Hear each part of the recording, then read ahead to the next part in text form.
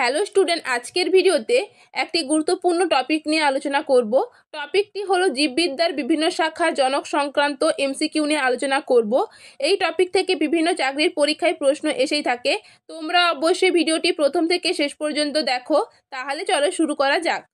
প্রথম প্রশ্ন হলো, কাকে কোষবিদ্যার জনক বলা হয়ে থাকে? কাকে কোষবিদ্যার জনক বলা হয়ে থাকে? সঠিক উত্তরটি হলো option A, Robert Hooke. Robert হুককে কোষবিদ্যার জনক বলা হয়ে থাকে। পরবর্তী প্রশ্ন, কাকে জীবাণুতত্ত্বের জনক বলা হয়ে থাকে? কাকে জীবাণুতত্ত্বের জনক বলা হয়ে থাকে? সঠিক উত্তরটি হলো option C, Louis Pasteur. Louis পাস্তুরকে জীবাণুতত্ত্বের জনক বলা হয়ে থাকে। পরবর্তী প্রশ্ন, কাকে জীববিজ্ঞানের জনক বলা হয়ে থাকে? কাকে জীববিজ্ঞানের জনক বলা হয়ে থাকে? সঠিক উত্তরটি হলো অপশন বি, অ্যারিস্টটলকে জীববিজ্ঞানের জনক বলা হয়ে থাকে। পরবর্তী প্রশ্ন, কাকে উদ্ভিদবিদ্যার জনক বলা হয়ে থাকে? কাকে উদ্ভিদবিদ্যার জনক বলা হয়ে থাকে? সঠিক উত্তরটি হলো অপশন এ, থিওফ্রাস্টাস। থিওফ্রাস্টাসকে উদ্ভিদবিদ্যার জনক বলা হয়ে থাকে। পরবর্তী প্রশ্ন, কাকে প্রাণীবিদ্যার জনক বলা হয়ে থাকে? কাকে প্রাণীবিদ্যার জনক বলা হয়ে থাকে? সঠিক উত্তরটি হলো অপশন বি, অ্যারিস্টটলকে প্রাণীবিদ্যার জনক বলা হয়ে থাকে। পরবর্তী প্রশ্ন, কাকে মেডিসিনের জনক বলা হয়ে থাকে? কাকে মেডিসিনের জনক বলা হয়ে থাকে? সঠিক উত্তরটি হলো অপশন এ, হিপোক্রেটিস। হিপোক্রেটিসকে মেডিসিনের জনক বলা হয়ে থাকে। পরবর্তী প্রশ্ন, কাকে উদ্ভিদ শারীরবিদ্যার জনক বলা হয়ে থাকে? কাকে উদ্ভিদ শারীরবিদ্যার জনক বলা হয়ে থাকে? সঠিক উত্তরটি হলো option A, Stephen Hales. Stephen হেলসকে উদ্ভিদ শারীরবিদ্যার জনক বলা হয়ে থাকে। পরবর্তী প্রশ্ন, কাকে ভারতীয় শল্য চিকিৎসার জনক বলা হয়ে থাকে? কাকে ভারতীয় শল্য চিকিৎসার জনক বলা হয়ে থাকে? সঠিক উত্তরটি হলো অপশন বি, সুশ্রুতকে। সুশ্রুতকে ভারতীয় শল্য চিকিৎসার জনক বলা হয়ে থাকে। পরবর্তী প্রশ্ন, কাকে আয়ুর্বেদের জনক বলা হয়ে থাকে? কাকে আয়ুর্বেদের জনক বলা হয়ে থাকে?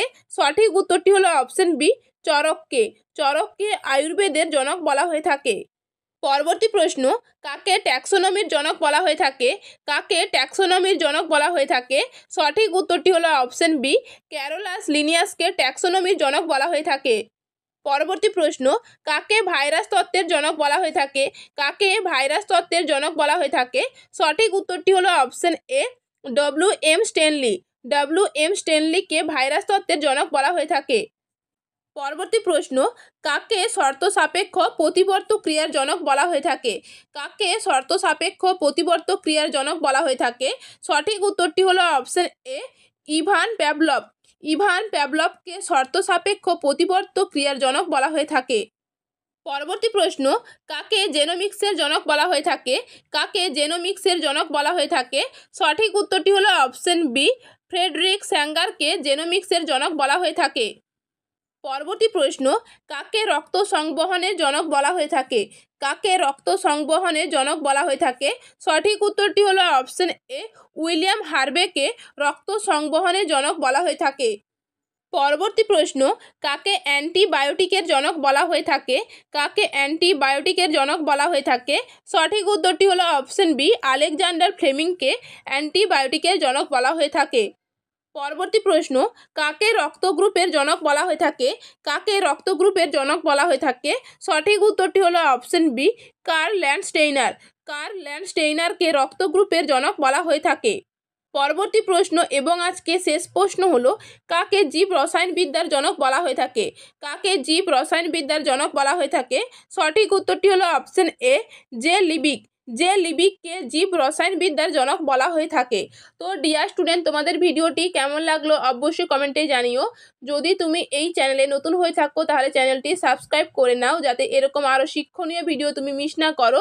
তোমাদের কোন টপিকের উপর ভিডিও চাই অবশ্যই কমেন্টে জানিও। আবারও দেখা হবে পরবর্তী ভিডিওতে।